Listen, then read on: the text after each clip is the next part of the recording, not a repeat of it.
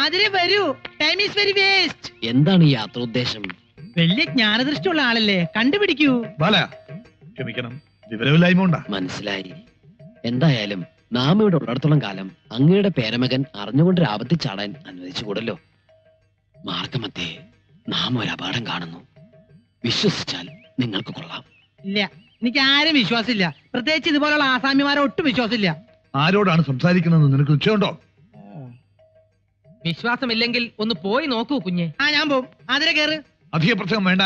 അതീന്ദ്രിയ ജ്ഞാനം കൊണ്ടുള്ള പ്രവചനമാ. ഈ പ്രവചനം ഞാൻ പൊളിച്ചടക്കി കൈ തരും. അതിലെ കയറാൻ. വേണ്ട ബാലേട്ടാ, എനിക്ക് പേടിയാ. നിന്റെ ബാലേട്ടനല്ലേ പറയണ അതിരെ? ഇല്ല, ഞാൻ വരില്ല. ഓഹോ, എങ്കിൽ ഞാൻ പോവും. ഞാൻ പോവാതിരിക്കുന്ന പ്രശ്നമില്ല. കുസൂർ, എന്താ ഈ പ്രവചനം ഒരു വെല്ലുവിളിയായി ഏറ്റെടുത്ത് കുസൂർ ഒറ്റയ്ക്കത് പൊളിക്കണമെന്നാണ് എന്റെ വാശി. അങ്ങനെ നീ വാശി പിടിക്കില്ലേ? കുസൂർ, ഞാൻ നിന്നോടല്ലേ പറഞ്ഞു കയറാൻ.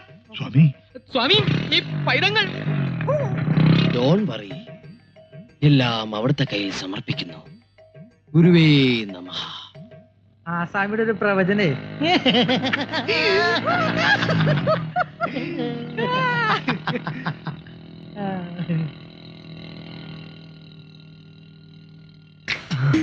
വരുന്നുണ്ട്. വണ്ടി സ്റ്റാർട്ടാക്കിക്കോ. പറഞ്ഞതൊക്കെ ഓർമ്മയുണ്ടല്ലോ.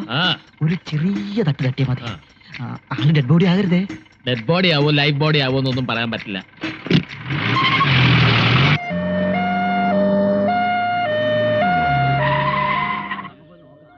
എന്റെ ഭഗവതി, എന്താ ഇത്?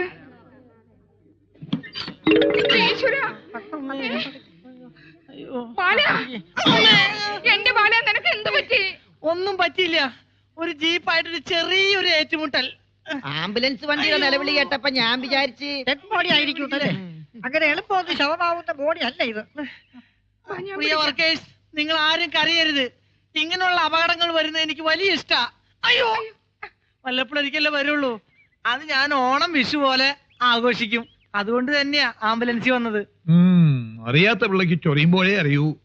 പറഞ്ഞാൽ അനുസരിക്കൂലല്ലോ. അനുഭവിക്കുക. സ്വാമി വരുന്നു. ഇത്രയും കൊണ്ട് അവസാനിച്ചതിന് സ്വാമിക്ക് നന്ദി പറയുക. സ്വാമി പ്രവചിച്ചപ്പോ അനുസരിച്ച പോരായിരുന്നു. ഇനിയെങ്കിലും സിദ്ധി വളരെ വിശ്വസിക്കാം. ഇടി കൊണ്ടത് ഡൈവ് ചെയ്ത് ഞാനൊരു പോസ്റ്റിംഗ് കയറി തൂങ്ങി. അതുകൊണ്ട് ഞാൻ രക്ഷപ്പെട്ടു. നീ വാ. അയ്യോ, ധിക്കാരം കാട്ടാണ്ടിരുന്നെങ്കിൽ ഇങ്ങനെ കൂവേണ്ട കാര്യം ഉണ്ടായിരുന്നോ? പിടിക്കണ്ട, ഞാൻ തനിയെ വന്നോളാം. പരിത്രാണായ സാധൂനാം വിനാശായ ചതുർഭുജാം എന്നാണല്ലോ. ചതുഷ്കൃതാമെന്നല്ലേ സ്വാമി? അങ്ങനെയും പറയാം. അതെ, സംസ്കൃതമല്ലേ.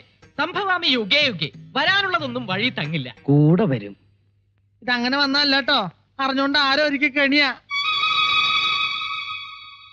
ആ ജീപ്പിന്റെ നമ്പർ ഞാൻ നോട്ട് ചെയ്ത് വെച്ചിട്ടുണ്ട്. നേരോ?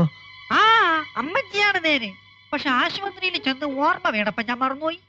ഇതിന്റെ പിന്നിൽ പ്രവർത്തിച്ച കറുത്ത കൈകളെ ഞാൻ കണ്ടുപിടിക്കും. ബൈക്കെന്തേ? അതൊക്കെ വർഷാപ്പിന് പറക്കി കൂട്ടി വെച്ചിട്ടുണ്ട്. റാണി മാമ, അതിനെ വരൂ, ആവി പിടിക്കാം.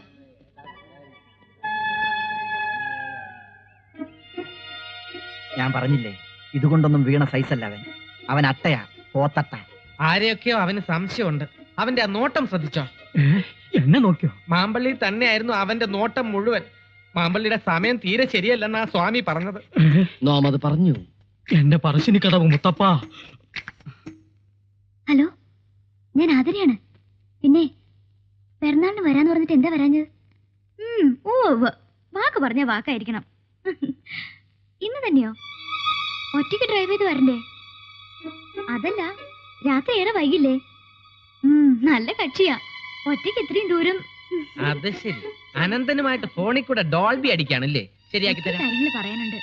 വന്നാലും ഉടനെ ഒന്നും ഞാൻ വിടില്ല. ആ പിന്നെ ബാലേട്ടനെ ബോംബെക്ക് കെട്ടിയിട്ടിക്കാമെന്ന് സ്വാമി ഏറ്റിട്ടുണ്ട്. അത് ശരി. അപ്പൊ വസുമതിയുടെ അടുത്ത് മാത്രമല്ല ഇവന്റെ ലവ് സ്റ്റോറി അല്ലേ? ശരിയാക്കി തരാം. ഒളിച്ചും പാത്തും വന്നിട്ടായി വിളിക്കണേ. എസ് വിളിക്കരുതെന്ന മുത്തച്ഛന്റെ കൽപ്പന. ഈശ്വര, രാത്രിയിലോ? ശരി, പറഞ്ഞ പോലെ. ഓക്കെ. കൊത്ത് കൊത്ത്, കൊളുത്തിന്റെ കഴുത്തീ കേറി കൊത്ത്. കൊത്തിയാ? ആവോ ആവോ ആവോ. അയ്യോ, ഏതോ ഒരു മീന്റെ ജെട്ടി ഉരി പോന്ന തോന്നണേ. ജെട്ടിക്കൊക്കെ ഭയങ്കര വിലയാ. Nonsense naked fishers. ജെട്ടി ഇട്ട് നടക്കൂ. ഛേ, എന്നാ ഇട്ടാ. എര കിട്ടിയോ? കിട്ടി, നല്ലൊരു ഇരയെ കിട്ടി. പക്ഷെ കൊളുത്തെ കുത്തി കുളത്തിലിടാൻ പറ്റിയല്ല. പിന്നെ കോലയെ കുത്തി നിന്റെ തൊള്ളയിലിടാനോ നേരെ കൊണ്ടുവരാൻ പറഞ്ഞ? ഞാൻ പറയണോന്ന് കേക്ക് കുസൂർ. ഇന്ന് രാത്രി നമുക്ക് ആ ഇരയെ പിടിക്കാം. രാത്രി എര പിടിക്കാൻ ഞാനെന്താ പാമ്പാ? അതെ, ഇന്ന് രാത്രി പാമ്പുകളെ പോലെ എഴഞ്ഞെഴഞ്ഞെഴഞ്ഞ് ചെന്ന് നമ്മൾ ആ ഇരയെ പിടിക്കും. ഏതെരയുടെ കാര്യം നീ പറയണേ? ഈ തറവാട്ടിലെ സുന്ദരിമാരുടെ കിടപ്പറ തുറക്കുന്ന ഒരു തുരപ്പനെ. ഏത് തുറപ്പൻ? പ്രേമദാസ്. പ്രേമദാസോ? അതെ, ഇന്ന് രാത്രി ആതിരയെ കാണാൻ അവനെത്തും. ആതിരയെ കാണാനോ? ആ. എന്താ നീ പറയണേ? സത്യം, ഇന്ന് രാത്രി രഹസ്യമായി കാണാമെന്ന് ആതിര പ്രേംദാസിനോട് പറയുന്നത് ഞാൻ എന്റെ ചെവി കൊണ്ട് കണ്ടു, കണ്ണുകൊണ്ട് കേട്ടു. നീ പറയണത് സത്യമാണെങ്കിൽ ഇന്ന് രാത്രി ആ യുദാസിന്റെ അന്ത്യം, അല്ലെങ്കിൽ നിന്റെ ഡെത്ത് ഓഫ് ദി പതുക്കെ പതുക്കെ. ഈ തറവാട്ടിൽ എന്തൊക്കെയോ ഗുലുമാലുണ്ടെന്നുള്ളത് ഉറപ്പാ. അകത്തളവും പുറത്തളവും നിലവറയും കലവറയൊക്കെ ആയിട്ട് നീണ്ടു നിവർന്ന് കിടക്കയില്ലേ. 10-12 പ്രേതങ്ങൾക്ക് ആരും കാണാതെ എത്ര കൊല്ലം വേണമെങ്കിലും ജീവിക്കാം. പക്ഷെ ഈ അലന്ന പ്രേതങ്ങൾ എന്നെ എന്തിനാ തല്ലിയത്?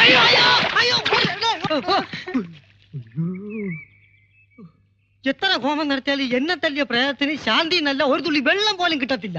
അലഞ്ഞി തിരിഞ്ഞ് തെണ്ടി കുത്തുവാള എടുത്ത് തേരാ പാരാ നടക്കും. ഇങ്ങനെ കടിപ്പിച്ച് പ്രാവില്ലടാ. നിന്നെ തല്ലിയത് പ്രേതല്ലെങ്കിലോ? അല്ലാതെ പിന്നെ ആര് തല്ലാൻ? പ്രേമദാസിനെ തല്ലിയത് കുസൂറാണ്. പക്ഷെ എന്നെ പ്രേമദാസിനെ തല്ലിയത് ഞാനല്ലടാ. അല്ലേ പിന്നെ ഓടിക്കോ,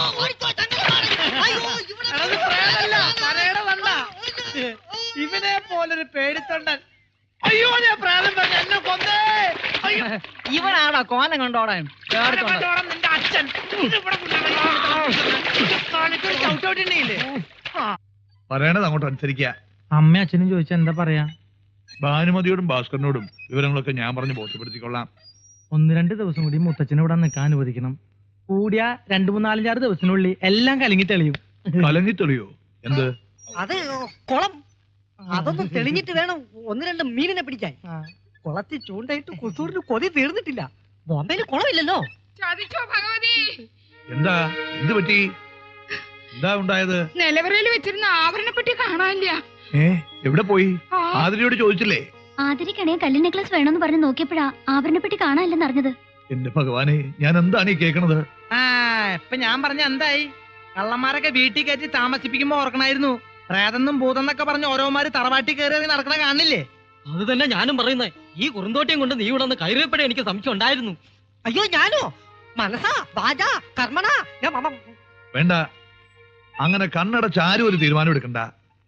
കള്ളനാരാണെന്ന് തെളിയിക്കാൻ ജ്ഞാനദൃഷ്ടിയുള്ള ഒരാളിവിടെ ഉണ്ട്. മമ്മിളി. അയ്യോ, ഞാനോ? ഞാനെങ്ങനെ? തന്നോടല്ല, സ്വാമിയെ വിളിക്ക. ഞാനിതെങ്ങനെ തെളിയിക്കാനാ? അതൊന്നും എനിക്കറിയില്ല. എന്തെങ്കിലും ചെയ്തേ പറ്റൂ. ജ്ഞാനദൃഷ്ടിയും കുന്തം കുടച്ചക്രൊക്കെ ഉണ്ടെന്ന് പറഞ്ഞിട്ട് ഒരു കള്ളം തെളിയിക്കാൻ പറ്റില്ലെന്ന് വെച്ചാ ഇതൊരു ചാലഞ്ച് ആയിട്ട് ഏറ്റെടുക്കണം. പിടികിട്ടി. നീലടാ അടിച്ചു മാറ്റിയത്. ഒരുമാതിരി ഡോൾബി വർത്താനം എന്റെ അടുത്ത് പറയരുത്. ഇത്രയും സ്വർണം കിട്ടിയ പിന്നെ ഞാൻ ഇവിടെ നിൽക്കോ? വസ്തുവിനെയും കൊണ്ട് ഇവിടുത്തെ രക്ഷപ്പെടില്ലേ? വസുവോ? വസ്തു, ഇത്രയും വസ്തു. ഓ ഭഗവാനെ, ഇനിയിപ്പോ എന്ത് ചെയ്യും? മാമ്പള്ളിക്ക് ആരെങ്കിലും സംശയമുണ്ടോ? ആ ബാലകലാപനും കുറുന്തോട്ടിയും കൂടി വെച്ചൊരു പാരയാണെന്നൊരു സംശയമുണ്ട്. അത് കറക്റ്റാ, എനിക്കും തോന്നി. പക്ഷെ അതെങ്ങനെ തെളിയിക്കും? ഒരു പണിയുണ്ട്. എന്ത് പണി? എല്ലാവരെയും മുറ്റത്ത് നിരത്ത് നിർത്തുക. ഒരു പാത്രത്തിൽ കുറച്ച് ചായപ്പൊടി കരുതിക്കോളൂ. ചായപ്പൊടി? ചായപ്പൊടി അല്ലെങ്കിൽ പഞ്ചസാര ആയാലും മതി. ഈ ടെൻഷന്റെ ഇടയിൽ നീ ചായ സൽക്കാരം നടത്താൻ പോവാ? അതൊക്കെ പറയാം. പഞ്ചസാര അധികം വേണ്ടി വരുമോ? ഒരു 100 കിലോ വേണ്ടി വരും. എന്ത് തുലാഭാരത്തിനാ? അല്ലെന്ന്. അത്രയും പഞ്ചസാര ഉണ്ടാവുന്ന തോന്നണില്ല. എങ്കിലും ഒരു 2 കിലോ ആയാലും മതി. എന്നാ ബാക്കിക്ക് മുളകും ശർക്കര എടുക്കട്ടെ. വിഡ്ഢി.